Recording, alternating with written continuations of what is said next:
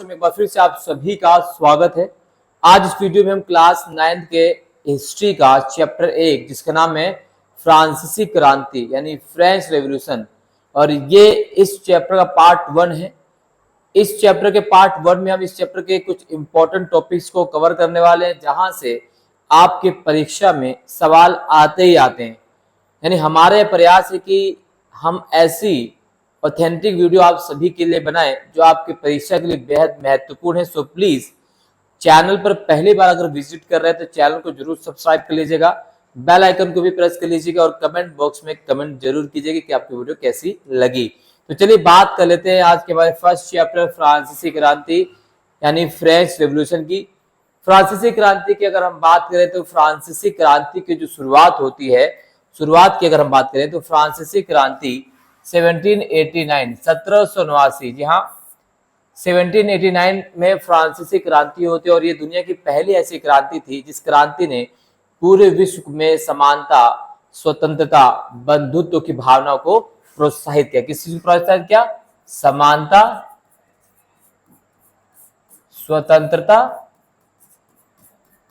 और बंधुत्व। आप इसे कह सकते हैं इक्वेलिटी, फ्रीडम एंड फ्रेटर्निटी। तो ये तीन जो शब्द की बात हम करते हैं, ये फ्रेंच रेवोल्यूशन या फ्रांसीसी क्रांति का नारा था। सो अब बात कर लेते हैं कि फ्रांसीसी क्रांति हुई क्यों, इसके पीछे के रीजन क्या थे। आखिर फ्रांसीसी क्रांति के पीछे के वो रीजन जिसके लिए हम इस चैप्टर को पढ़ रहे हैं, यहाँ से सवाल पूछा जाता है। तो अब बात कर लेते हैं फ्रांसीसी क्रांति के कारण।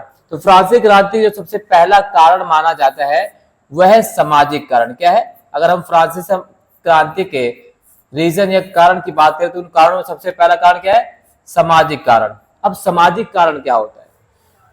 आप सभी को पता है, आपने चैप्टर में थोड़ा बहुत तो पढ़ा ही होगा कि फ्रांसीसी समाज जो है वो 3 भागों में बटा हुआ था। कितने भागों में? 3 भागों में। इसे हम प्राथमिक वर्ग या प्रथम स्टेट कह सकते हैं, आपसे द्वितीय स्टेट, और तीसरा तृतीय स्टेट में किस बटा गया है? तृतीय स्टेट। यानी फ्रांस का समाज जो था वो 3 पार्ट्स में डिवाइड था, प्राथमिक state, first state, second state and third state. अब समाज अब 3 भागों में विभाजित था। जो पहले और दूसरे स्टेट के लोग थे, प्राथमिक और द्वितीय वर्ग लोग थे, समाज में उनको सबसे ज्यादा अधिकार दिए हुए थे, है ना। जो तीसरा वर्ग था उन्हें किसी भी प्रकार को अधिकार नहीं दिया गया था। सभी प्रकार के टैक्स, सभी प्रकार की ड्यूटी उन पर लाद दी गई थी और वो पूरी तरीके से इस कर्ज से दबे चले जा रहे थे। ठीक वैसे ही जैसे अगर हम मान लेते हैं कि कोई घर, एक परिवार में 4 लोग रहते हैं। अगर घर के माता पिता 3 बच्चों को बहुत ज्यादा मान सम्मान दे, 3 बच्चों को बहुत ज्यादा लालन पालन के लिए बहुत लाड प्यार दे, और चौथे बच्चों से लाड प्यार ना करे, फिर चौथा बच्चा धीरे धीरे जो है आंदोलित और आक्रोशित होने लग जाता है, और वही आक्रोश बाद में क्रांति या बाद में झगड़े का कारण बनता है। ठीक ऐसे ही फ्रांस में होता है। फ्रांस का समाज 3 पार्ट्स में डिवाइड किया गया था, प्राथमिक स्टेट, द्वितीय स्टेट और तृतीय स्टेट।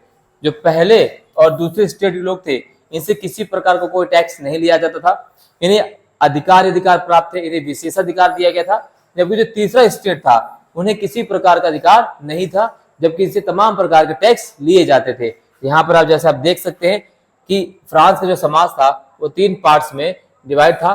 ठीक है, प्रथम स्टेट में कौन वर्ग रहता था? पादरी वर्ग। दूसरे स्टेट में कौन से लोग रहते थे? कुलीन वर्ग। और तीसरे स्टेट की अगर हम बात करें, इसमें बड़े व्यवसायी, व्यापारी, अदालती कर्मचारी, वकील आदि रहा करते थे। किसान और कारीगर भी, छोटे किसान, भूमिहीन, मजदूर, नौकर। यानी तीसरे स्टेट के लोगों की संख्या बहुत ज्यादा थी, लेकिन इन्हें अधिकार ना के बराबर दिए गए थे। इसलिए तीसरे स्टेट लोग दिन प्रतिदिन अपने राजा से नाखुश थे। राजा के खिलाफ इनके अंदर विद्रोह की भावना उठ रही थी। तो ये पहला रीजन माना जाता है फ्रांसीसी समाज का, फ्रांसीसी क्रांति, माफ कीजिएगा। दूसरा अगर हम कारण बात करें फ्रांसीसी क्रांति के दूसरे कारणों की, तो दूसरा कारण है वह है राजनीतिक। क्या है? राजनीतिक।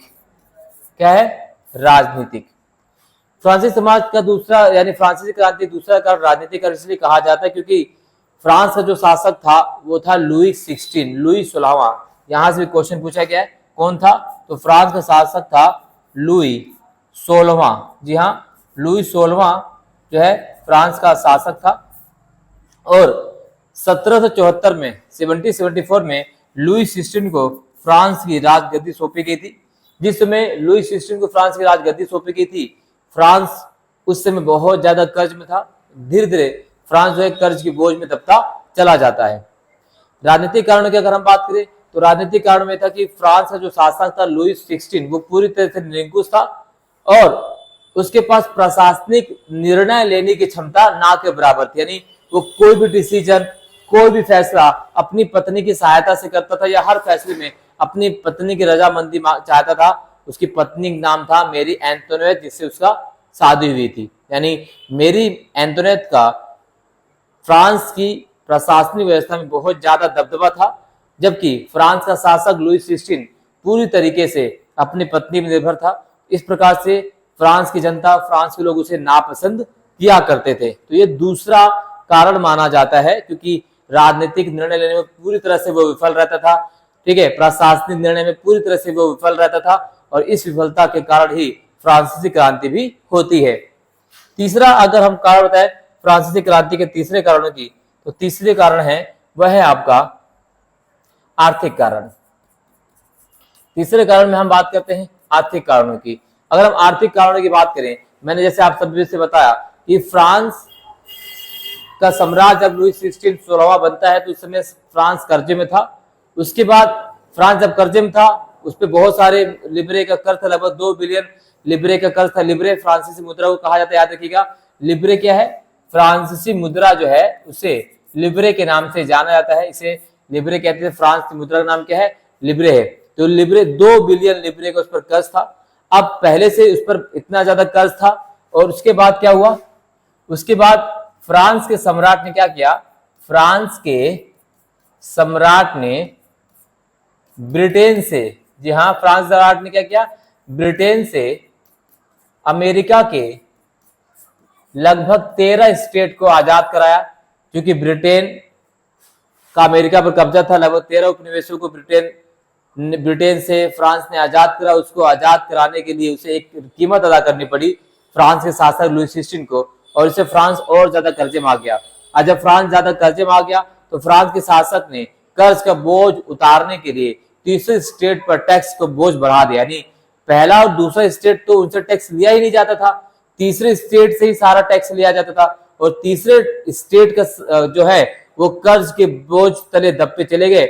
और ये जो फैसला था टैक्स बढ़ाने का, वो फैसला तीसरे स्टेट को मंजूर ना था और इस वजह से भी फ्रांसीसी क्रांति होती है। तो तीसरा कारण जो माना जाता है फ्रांसीसी रेवोल्यूशन का, वह है आर्थिक कारण, वह है टैक्स को बढ़ा देना। चौथा अगर हम बात करें, चौथा कारण है बौद्धिक, और बौद्धिक कारण में माना जाता है, बौद्धिक बात करते हैं या विचारक जो थे, इसमें बहुत सारे विचारक को अगर हम बात करें तो जैसे मॉन्टेस्क्यू, अरस्तु, ठीक है, ऐसे बहुत सारे लोग, ऐसे बहुत सारे विचारक जिन्होंने अपनी पुस्तकों के माध्यम से लोगों को जागरूक किया राजा के खिलाफ, उस राजतंत्र के खिलाफ, उस निरंकुश राजतंत्र के खिलाफ, जिस निरंकुश राजतंत्र ने पूरे फ्रांस की जनता को नाकों चले चबा दिए थे, उनके अधिकार को समाप्त कर दिया था। तो आप कह सकते हैं कि 4 इंपॉर्टेंट रीजन है जिसकी वजह से फ्रांसीसी क्रांति होती है। आई होप यहां तक आपको पूरा टॉपिक क्लियर हो चुका होगा। तो चलिए अब हम अपने सेकंड इंपॉर्टेंट टॉपिक और अग्रसर होते हैं। इससे पहले कुछ इंपॉर्टेंट चीज जिसको आप नोट करना है, आप यहाँ से सारी चीजें नोट्स कर सकते हैं। यहाँ देखिए, तो पहला स्टेट जिसमें पादरी आते थे, दूसरी स्टेट जिसमें फ्रांसीसी समाज के कुलीन वर्ग आता था, और तीसरा स्टेट जिसमें बड़े व्यवसायी, व्यापारी, अदालती कर्मचारी, वकील, किसान, कारीगर, भूमि मजदूर आदि आते थे। ठीक है, लगभग 60% जमीन पर कुलीन चर्च और तीसरे स्टेट के अमीर अधिकारियों का कब्जा हुआ करता था। इसके अलावा 2 प्रकार से टैक्स लिए जाते थे, एक को टाइद कहा जाता था और दूसरे को टाइल। टाइद और टाइल से 100% क्वेश्चन आते हैं। एक क्वेश्चन आपसे पूछा जाएगा कि what is the meaning bye tide. तो टाइद क्या था? तो टाइद तीसरे स्टेट से जो चर्च द्वारा टैक्स वसूला जाता था, जो तीसरा स्टेट से चर्च टैक्स लेता था, उनके कुल उपज का वो 10वां भाग होता था, उसे टाइद कहा जाता था। जबकि टाइल एक प्रकार का आप कह सकते हैं कि ये क्या था? डायरेक्ट टैक्स था जो राजा द्वारा लिया जाता था। यानी तीसरे स्टेट से सरकार द्वारा वसूला जाने, तीसरे स्टेट से जो सरकार डायरेक्ट टैक्स वसूला करती थी, उसे टाइल कहा जाता है। तो टाइड और टाइल से डिफरेंस भी आपसे पूछ सकता है। तो यहां से सवाल कई बार पूछे गए हैं, वो सारी की सारी चीजें यहां से हम आगे करेंगे। तो ये मैंने आपसे बता दिया कि भाई 1774 में लुई 16 फ्रांस की गद्दी पर बैठा यानी राजा बना, और वो फ्रांस की किस वंश था? बुर्बो राजवंश का राजा था। उसके बाद ऑस्ट्रिया की राजकुमारी मेरी एंटोनेस हुआ था, और राजरोहण के समय उसका राजकोष खाली था, जिसके कई कारण थे। तो बहुत सारे कारण थे जिसकी वजह से फ्रांस का राजकोष पूरी तरह से खाली हो गया था। तो इस तरीके से बात आगे बढ़ती है। और अब जैसे क्वेश्चन पूछा था भाई कि फ्रांसीसी क्रांति के दौरान लुई 16 के द्वारा स्टेट जनरल की बैठक कब बुलाई गई? तो स्टेट जनरल की बैठक बुलाई गई थी 5 जुलाई 1789, यानी स्टेट जनरल की बैठक, ठीक है, स्टेट जनरल की बैठक कब बुलाई गई? तो 5 जुलाई 1989 को स्टेट जनरल की बैठक बुलाएगी, और इसी बैठक के बाद आप कह सकते हैं कि फ्रांसीसी क्रांति की शुरुआत हो जाती है, क्योंकि स्टेट जनरल की जब बैठक बुलाएगी तो फर्स्ट स्टेट, सेकेंड स्टेट और थर्ड स्टेट के लोग शामिल हुए, जबकि थर्ड स्टेट का मानना था कि हमारे जितने अधिकारी हैं, हमारे जितने लोग हैं, उन सभी को वोट की काउंटिंग होनी चाहिए, जबकि राजा ने इस बात को मानने से इनकार कर दिया, और वहीं से क्रांति की शुरुआत हो जाती है। तो यहां से सवाल पूछे जाते हैं। इसके अलावा इस चैप्टर में यानी इस पार्ट में क्लब जैकोबिन, तो यहां से भी सवाल पूछा गया है कि जैकोबिन क्लब क्या है, जैकोबिन क्लब के मेंबर कौन होते थे, और इसका हेड कौन था। तो जैकोबिन क्लब की बात करें तो जैकोबिन क्लब ठीक वैसे ही एक संगठन था, एक संस्थान थी, जैसे भारत में जब हम आजादी की लड़ाई लड़ रहे थे तो हमारे स्वतंत्रता सेनानी द्वारा आजाद हिंद फौज, आजाद हिंद फौज, हिंदुस्तान महासभा, तमाम प्रकार के संगठन बनाए गए थे, जिसके माध्यम से हमने अंग्रेजों के खिलाफ लोहा लिया था। ठीक ऐसे एक संगठन फ्रांस में बनाया गया था, और इस संगठन का सदस्य भारत में एक और व्यक्ति था, एक और राजा था, उसका नाम आप भली भांति जानते हैं। जैकोबिन क्लब के सदस्यों में से भारतीय राजा, भारतीय सुल्तान हुआ करता था, जिसका नाम है शेर मैसूर यानी टीपू सुल्तान। ठीक है, टीपू सुल्तान ने ही भारत में स्वतंत्रता का वृक्ष लगाया था। ठीक है, तो ये भी हम कवर कर लिया। आपको पता है जानकारी के लिहाज से, लेकिन आपके सिलेबस का हिस्सा नहीं, लेकिन फिर भी आपको पता होना चाहिए कि भारत में भी भारत के राजा भी इस क्लब के सदस्य हुआ करते थे, और उसका एग्जाम्पल मैंने आपके सामने दिया है, वो है टीपू सुल्तान, शेर मैसूर, इसके नाम से हम जानते हैं। तो जैकोबिन क्लब के सदस्य कौन थे? तो जैकोबिन क्लब के जो सदस्य हुआ करते थे वो थे बेटे तीर्थ स्टेट, यानी तीर्थ स्टेट के लोग ही जैकोबिन क्लब के सदस्य बन सकते थे, या तमाम प्रकार की जो महिलाएं थी, जो डॉक्टर थे, जो वकील थे, जो कामगार थे, जो मजदूर थे, जो दास थे, जो श्रमिक थे, रेडी पटरी वाले, सभी लोगों ने इस क्लब की सदस्यता को ज्वाइन किया, और उनका एकमात्र लक्ष्य था समानता, स्वतंत्रता को प्राप्त करना। और जैकोबिन क्लब का हेड हुआ करता था मैक्समिलियन रोबेस्पियर। कौन था? Maximilian Robespierre. जी हाँ, मैक्समिलियन रोबेस्पियर जो था वो जैकोबिन क्लब का हेड था, इसका अध्यक्ष था मैक्समिलियन रोबेस्पियर। जैकोबिन क्लब के सदस्य जो है ना, यहां से और क्या क्वेश्चन पूछता है कि 100 कुलात से आप क्या समझते हैं?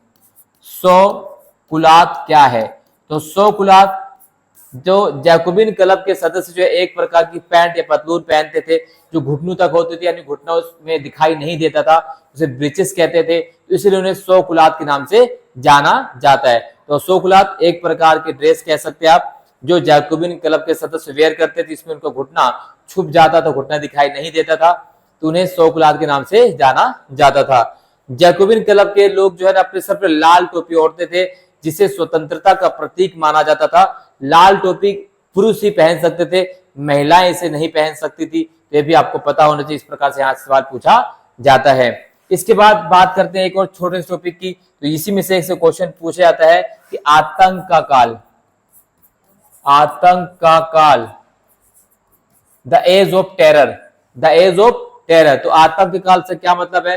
तो 1793 से लेकर, यहाँ 1793 से लेकर 94 तक का जो काल था उसे आतंक का काल कहा जाता है। और आतंक काल का जो हेड था, उसका काल मानते हैं, उस काल के राजा का नाम है मैक्समिलियन रोबेस्पियर। तो मैक्समिलियन रोबेस्पियर के काल को आतंक के काल के नाम से जाना जाता है, क्योंकि मैक्समिलियन के अनुसार मैक्समिलियन एक ऐसे राष्ट्रवाद की तरफ जा रहा था, एक ऐसे नेशनलिज्म की भावना की तरफ जा रहा था, जिसमें जो राजा या शासक की बात नहीं मानता था, उनके द्वारा बताया कि नियमों पर नहीं चलता था, तो उसे दंड दिया जाता था, उसे गिलोटिन पर चढ़ा दिया जाता, फांसी दे दी जाती थी या देश से निकाल दिया जाता था।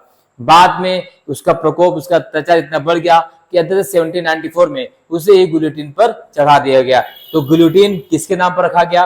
तो गिलोटिन नाम रखा गया था डॉक्टर गिलोटिन के नाम पर। तो गिलोटिन से क्वेश्चन पूछा जाता है। तो इस सिंगल वीडियो के सिंगल पार्ट में हमने आपको समझाया कुछ इंपॉर्टेंट टॉपिक्स फ्रांसीसी क्रांति के। आई होप ये टॉपिक आपको समझ में आए होंगे। अगर समझ में आए तो please share this video, support कीजिए, कमेंट कीजिए कि कैसे वीडियो को और बेहतर हम बना सकते हैं। आप सभी को सपोर्ट की बहुत बहुत दरकार है। इस वीडियो में बस इतना ही, मिलते हैं इसके नेक्स्ट पार्ट में, तब तक के लिए जय हिंद, धन्यवाद।